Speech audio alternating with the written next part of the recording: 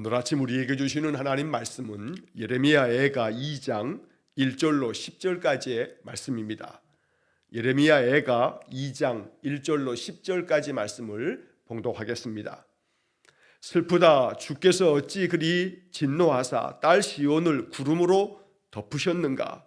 이스라엘의 아름다움을 하늘에서 땅에 던지셨으며 그의 진노의 날에 그의 발판을 기억하지 아니하셨도다.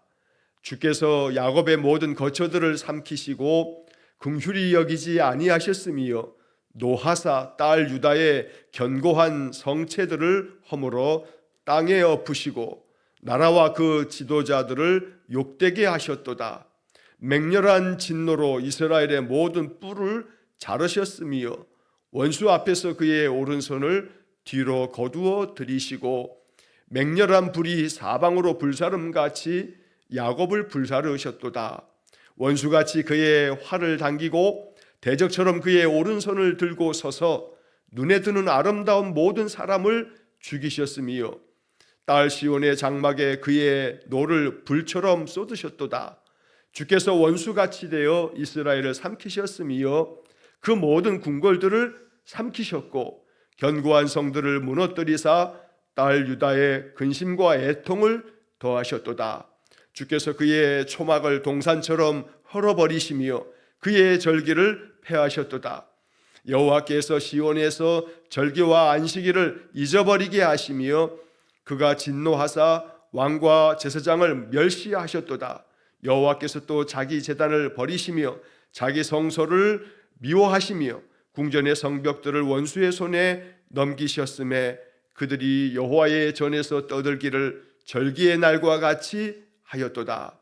여호와께서 딸 시온의 성벽을 헐기로 결심하시고 줄을 띠고 무너뜨리는 일에서 손을 거두지 아니하사 성벽과 성곽으로 통곡하게 하셨음에 그들이 함께 쇠하였도다. 성문이 땅에 묻히며 빗장이 부서져 파괴되고 왕과 지도자들이 율법 없는 이방인들 가운데 있으며 그 성의 선지자들은 여호와의 묵시를 받지 못하는도다. 딸 시온의 장로들이 땅에 앉아 잠잠하고 티끌을 머리에 덮어쓰고 굵은 배를 허리에 둘렀으며 예루살렘 처녀들은 머리를 땅에 숙였도다. 아멘. 예레미야애가 2장의 말씀에서 예레미야 선지자는 정말로 아픈 마음으로 우리가 이렇게 망하게 되었다. 이 나라가 이렇게 비참한 상태에 떨어지고 말았다. 그래서 너무너무 슬프다라고 하는 그런 탄식의 고백을 이 슬픔의 노래 가운데 담고 있습니다. 그래서 오늘 1절로 10절까지의 말씀에서는 남유다가 바벨론에 의해서 이제 완전히 패망하고 마지막 시드기야 왕도 두 눈이 뽑힌 채 바벨론의 포로로 잡혀가고 그렇게 절망적인, 그래서 남유다의 모든 이들이 더 이상 회복 불가능한 그런 비참한 상태에 빠진 것에 대해 이 예레미야 선지자는 여러 시적인 표현으로 이 슬픔을 나타내고 있는 것입니다. 자, 본문의 말씀을 읽으면서 이렇게 하나님께서 남유다가 패망하게 내버려 두심이 무엇 때문인가? 다름 아닌 여호와께서 진노하셔서 그렇다. 선지자 예레미야는 하나님의 그 진노하심 때문에 우리가 이렇게 최후를 맞이하게 되었다라고 하는 그러한 고백을 눈물을 흘리면서 나타내고 있는 것입니다. 자, 1절 말씀을 보시면 슬프다로 시작합니다. 우리가 앞에 1장의 이야기에서 살펴봤던 것처럼 예레미야가 그 눈에서 눈물이 물처럼 흐른다고 그렇게 통곡하는 그런 예레미야의 마음은 이 예레미야 애가에서 계속 반복해서 슬프다는 그런 고백을 뼈아픈 마음으로 이야기합니다. 슬프다. 주께서 어찌 그리 진노하사 딸 시온을 구름으로 덮으셨는가? 하나님께서 어찌 이렇게 진노하셨는가?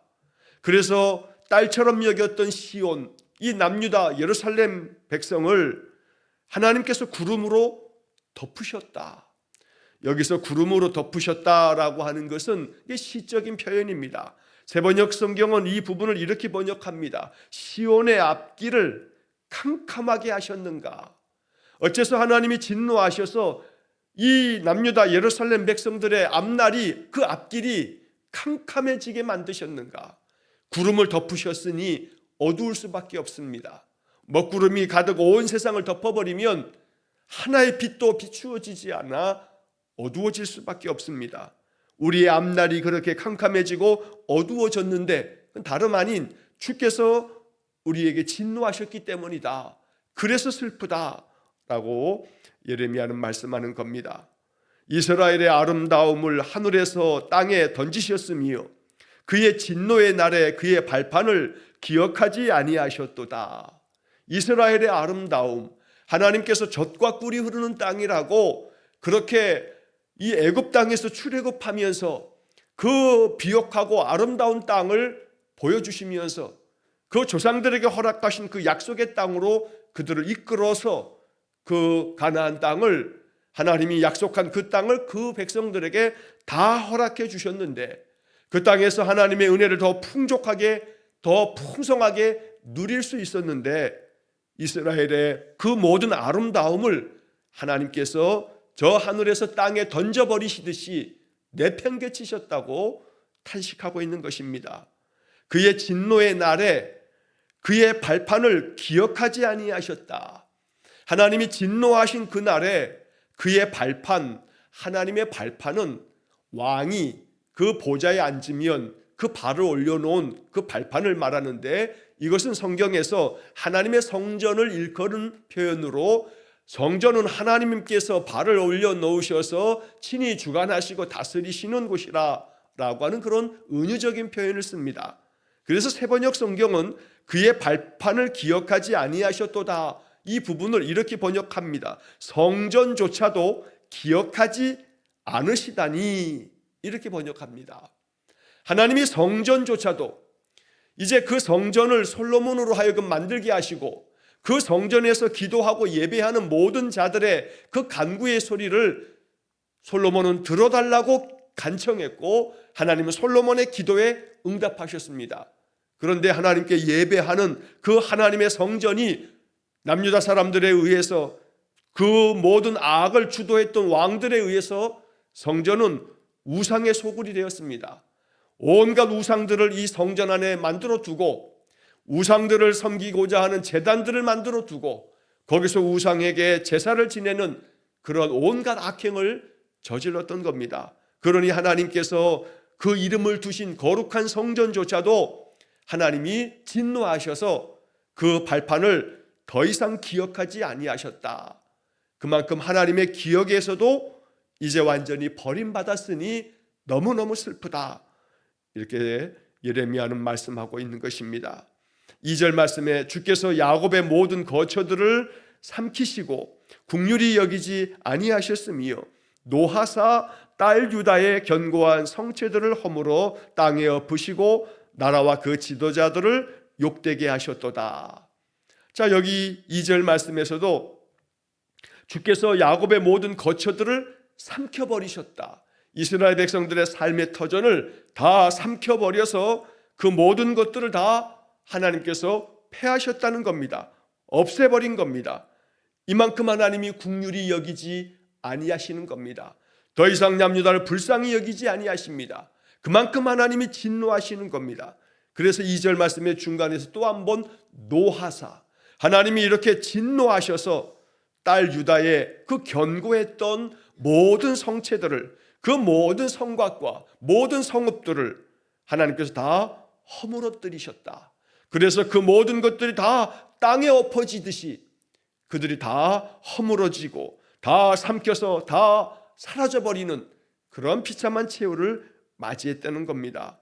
나라와 그 지도자들을 욕되게 하셨도다. 이제 더 이상 나라가 사라지고 나라가 역사 가운데서 이제 패망하여 그 나라를 잃어버리고 그 나라를 잘 이끌어가야 할 모든 지도자들은 능욕을 당하고 죽임을 당하고 시드기야 왕처럼 두 눈이 뽑히고, 이렇게 그 지도자들도 하나님께서 욕되게 하셨다. 그만큼 하나님께서 진노하셨음을 나타내 보여주는 것입니다. 악을 행했던 지도자들, 정의를 바르게 행사하지 아니하고 힘없고 연약한 자들에 대하여 더 압박과 고통을 안겨주면서 온갖 만행을 저질렀던 모든 지도자들을 하나님께서 욕되게 하시며 그들을 폐하여 버리심을 말씀합니다.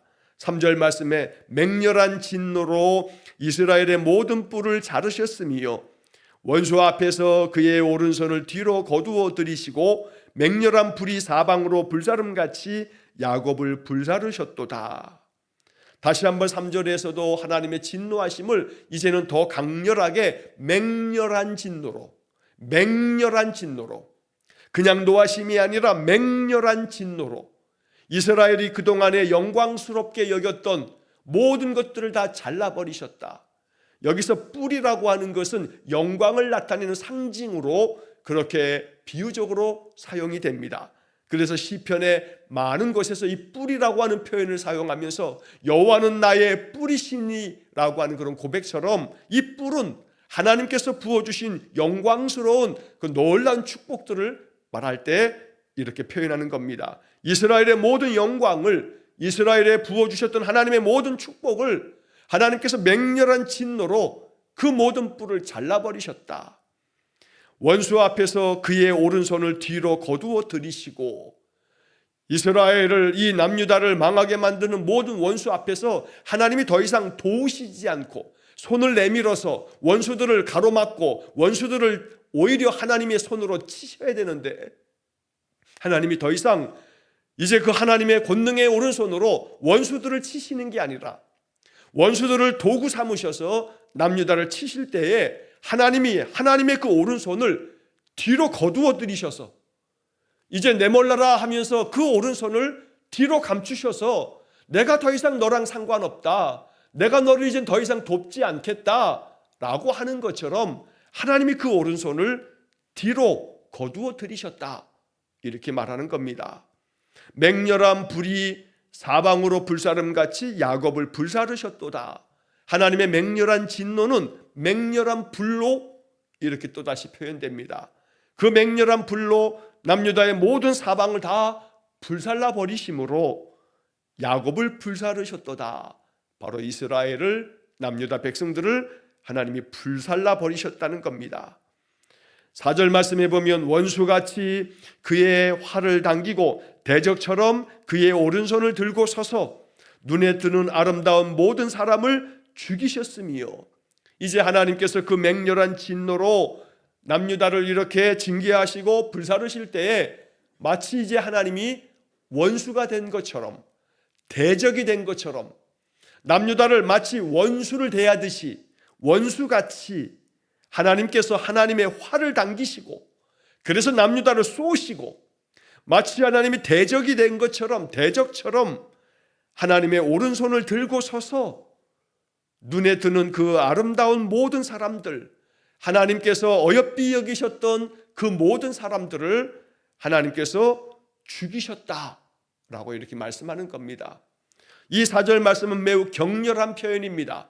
하나님이 이제 더 이상 이 남유다를 사랑하는 딸로 여김이 아니라 원수처럼 여기고 대적처럼 여겨서 그렇게 아름답게 여기셨던, 정말로 눈에 드는 아름다운 그런 사람들로 여기셨던, 그래서 하나님께서 아브라함을 택하시고 아브라함의 자손들에게 그렇게 약속하시며 축복하셨던 그 백성을 이제 하나님께서 죽이셨으며 딸 시온의 장막에 그의 노를 불처럼 쏟으셨도다.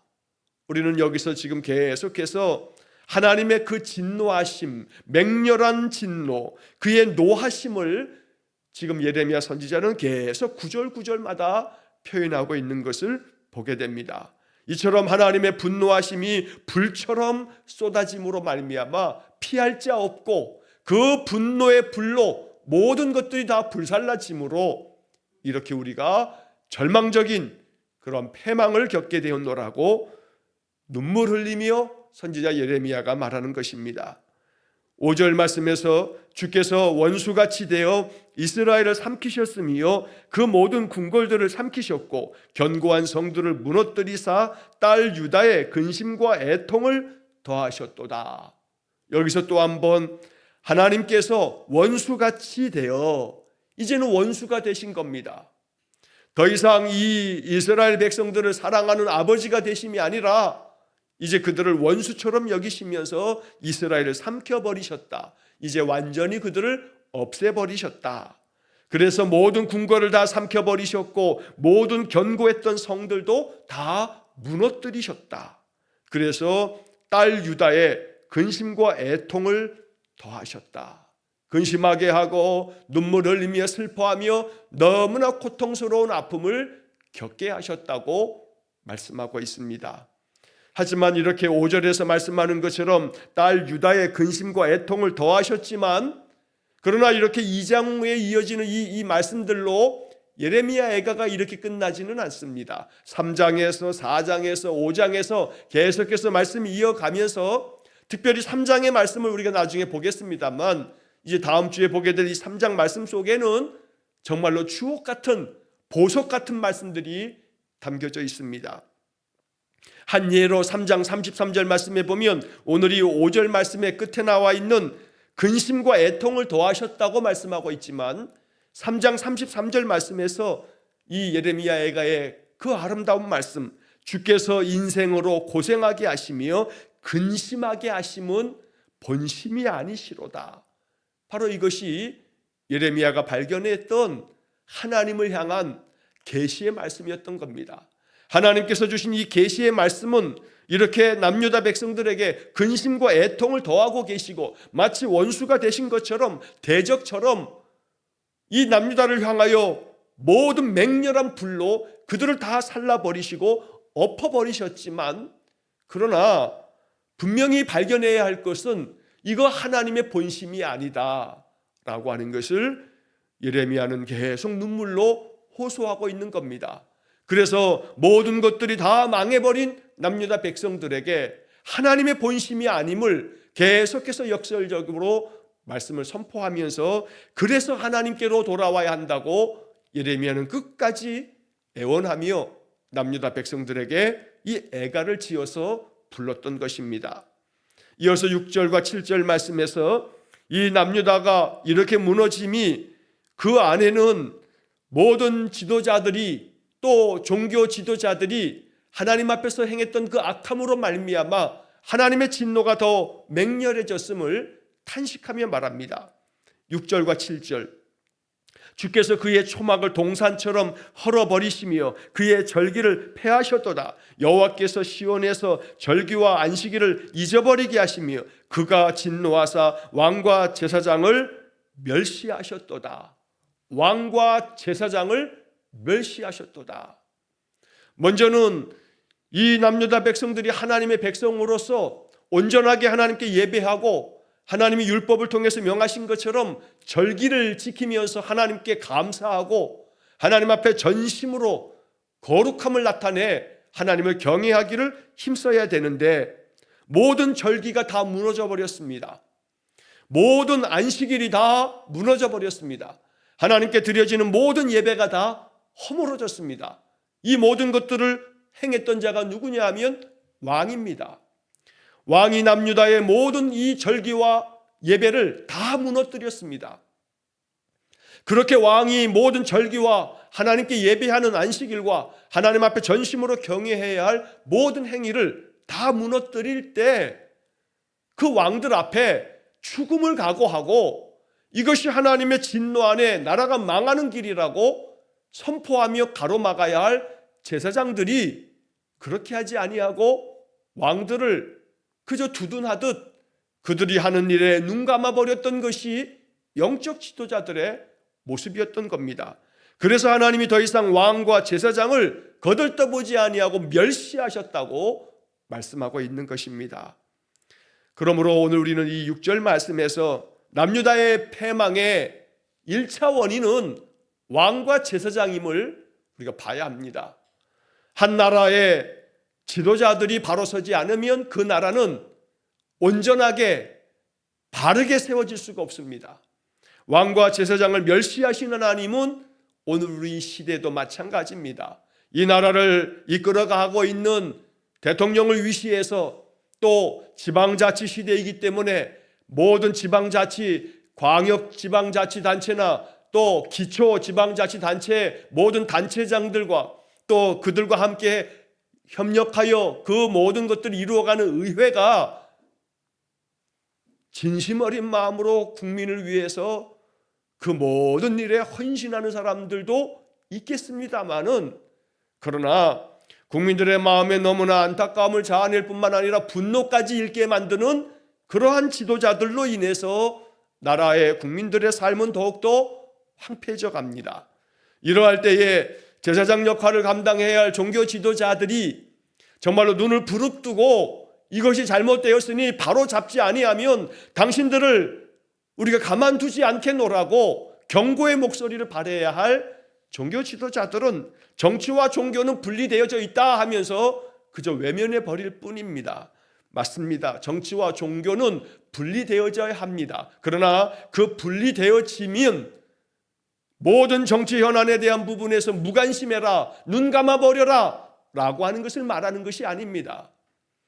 선지자들이 보여주었던 것처럼 잘못되어졌으면 하나님 앞에서 정의가 아닌 부분에 대해서는 이것은 정의가 아니라고 목숨을 걸고 촉구하는, 그로 말미암아 예레미야처럼 감옥에 갇히는 한이 있다 할지라도 이것은 잘못되었노라고 그렇게 하나님의 말씀을 전할 줄 아는 그러한 제사장들, 그러한 종교 지도자들이 없기 때문에 이 나라는 정말 더 말도 안 되는 모습으로 황폐해져 가는 것입니다.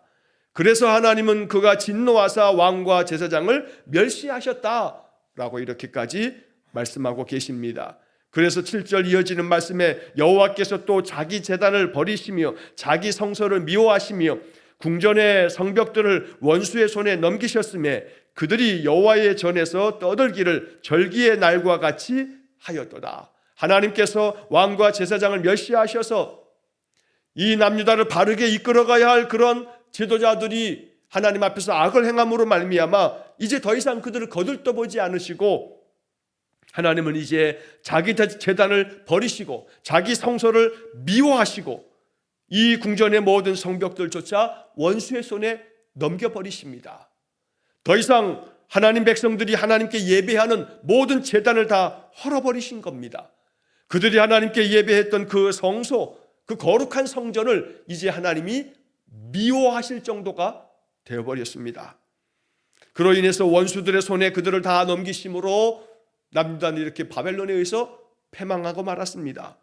그래서 7절 마지막 부분에 있는 그들이 여호와의 전에서 떠들기를 절기의 날과 같이 하였도다. 여기서 그들은 그 앞에서 말하고 있는 원수를 말합니다. 이제 원수들이 여호와의 성전에서 하나님이 그 성전을 버리셨기 때문에 그 성전을 미워하심으로 원수들이 그 성전에서 떠드는데 마치 남유다 사람들이 그 절기 때 하나님께 감사하며 기쁨의 잔치를 벌이면서 흥겹게 노래하고 찬양했던 그 성전에서 그 모든 절기의 날처럼 오히려 이제는 반대로 이 원수들이 그 여호와의 성전에서 오히려 떠들어대면서 이 남유다 사람들이 섬겼던 여호와가 아무것도 아니구나, 여호와가 살아있으면 너희들이 어떻게 이렇게 망할 수 있냐 하면서 그들이 오히려 흥겨워하고 있다는 겁니다.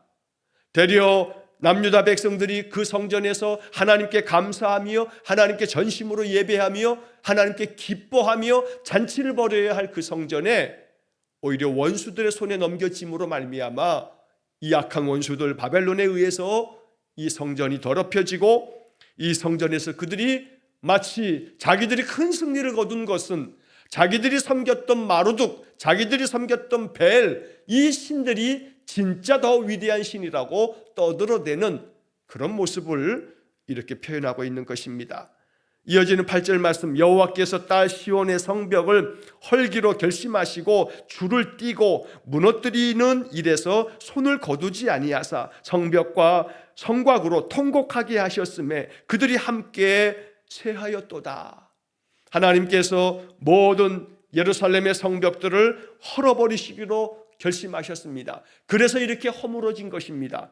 여기에 그 다음 표현 중요한 것이 나옵니다. 줄을 띠고 하나님께서 남유다를 이렇게 헐어버리심은 아무 기준도 없이 그냥 무작정 헐어버리심이 아니라 줄을 가지시고 측량하는 줄로 너희들이 이렇게 죄악됐기 때문에, 너희들이 이렇게 말씀을 거역했기 때문에 정확한 하나님의 기준을 가지고 악을 행했던 자들에 대한 심판이었음을 말하는 표현입니다. 그래서 세번역 성경은 줄을 띠고라고 하는 이 구절을 다림줄을 대시고 다림줄로 정확한 기준 하에 하나님이 남유다를 심판하신 것을 말씀합니다. 쉬운 성경에서는 성벽을 측량줄로 재시고, 즉 성벽을 측량하는 줄로 재었다는 것은 남유다를 하나님의 기준에 따라, 하나님의 법에 따라 측량하셔서 그들이 그 측량대로 되어져 있지 않음으로 인해서 하나님이 진노의 불을 내리셨다는 겁니다.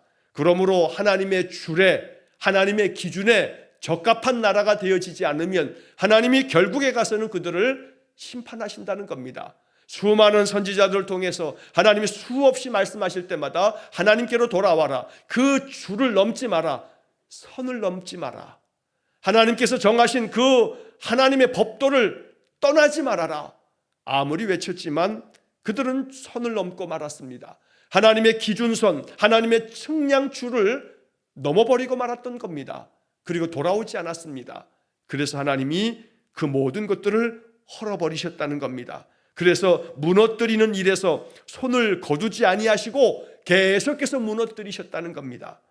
그로 인해서 성벽과 성곽으로 통곡하게 하셨고, 이 성벽과 성곽 모두가 다 이제 허물어지고 함께 쇠하였도다. 이렇게 예레미야는 이 남유다의 패망의 이야기들을 이런 슬픔의 노래로 탄식하며 이 노래를 부르는 것입니다. 마지막 9절과 10절 말씀에 성문이 땅에 묻히며 빗장이 부서져 파괴되고 왕과 지도자들이 성벽 율법 없는 이방인들 가운데 있으며 그 성의 선지자들은 여호와의 묵시를 받지 못하는도다. 다 헐어버리셨습니다. 그래서 성문도 다 땅에 묻혀버립니다. 빗장도 다 부서져 버리고 파괴되어 버립니다. 이로 말미암아 하나님께서 이 남유다가 이렇게 망하게 만들었던 왕과 지도자들을 율법 없는 이방인들 가운데 있게 했다는 것은 율법 없는 이방인들에게 다 끌려가서 그들 가운데서 비참한 그런 최후를 맞게 될 것임을 말씀하는 겁니다. 여기서 지적되어지고 있는 사람들, 왕과 지도자들, 또 이어서 그 성의 선지자들, 왕과 지도자들과 선지자들에 대해서 하나님이 징계하시고 심판하심을 말씀하는 겁니다. 그래서 더 이상 그 성의 선지자들은 여호와의 묵시를, 즉 하나님의 계시의 말씀을 받지 못하고 이제 하나님이 그들을 버리셨기 때문에 더 이상 선지자들은 선지자의 노릇을 할 수 없고 악을 행했던 그들이 망하게 되었다 말씀합니다. 마지막 10절에서 딸 시온의 장로들이 땅에 앉아 잠잠하고 티끌을 머리에 덮어쓰고 굵은 배를 허리에 둘렀으며 예루살렘 처녀들은 머리를 땅에 숙였도다.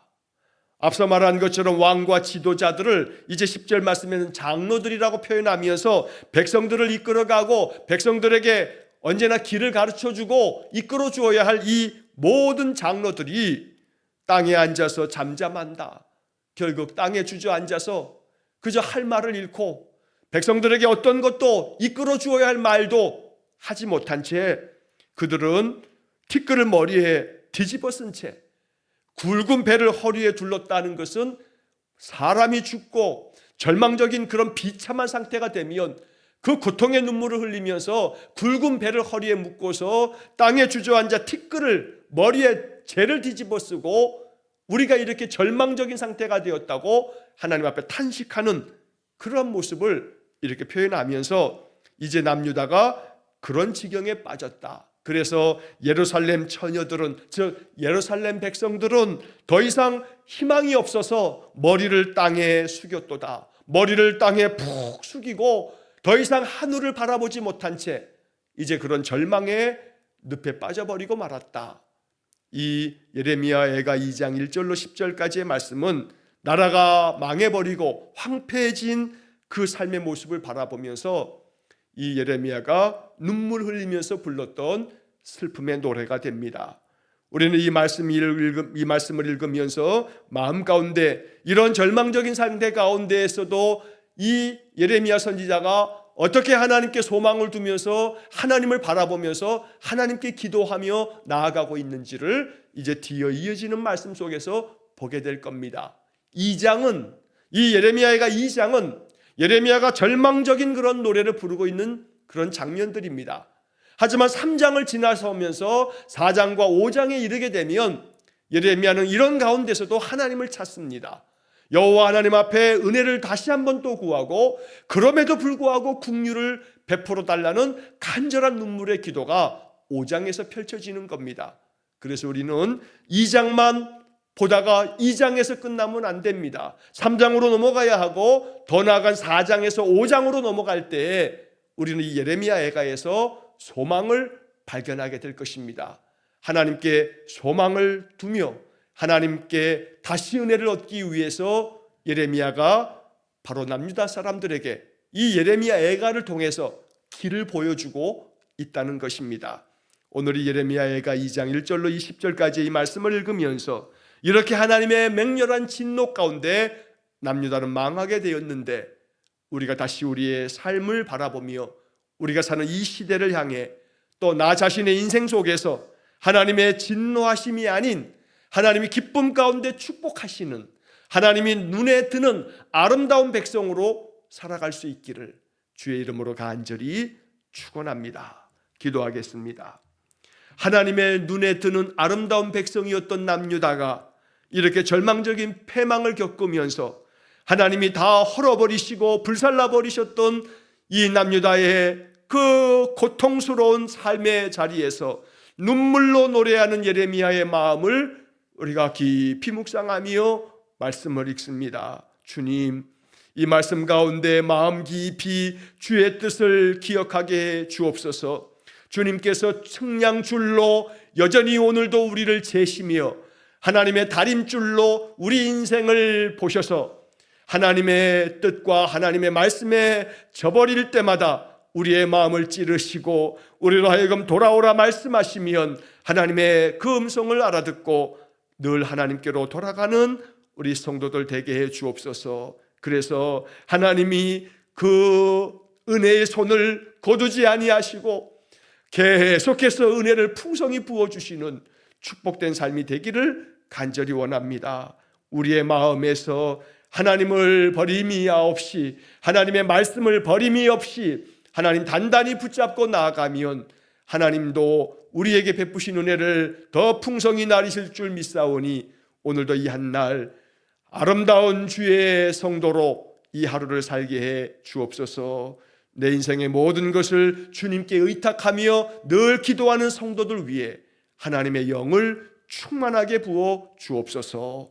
예수님 이름으로 기도하옵나이다. 아멘. 우리 구주 예수 그리스도의 은혜와 하나님 아버지의 극진하신 사랑과 성령의 교통하심이 주의 말씀 따라 진리의 길을 걷고 주님의 말씀 안에 거하여 생명을 이루어 가기를 간절히 소원하며 기도하는 머리 숙인 귀한 성도들 위에와 저들 가정과 또 저들의 모든 산업 위에 이제로부터 영원토록 함께 하시길 간절히 축원하옵나이다.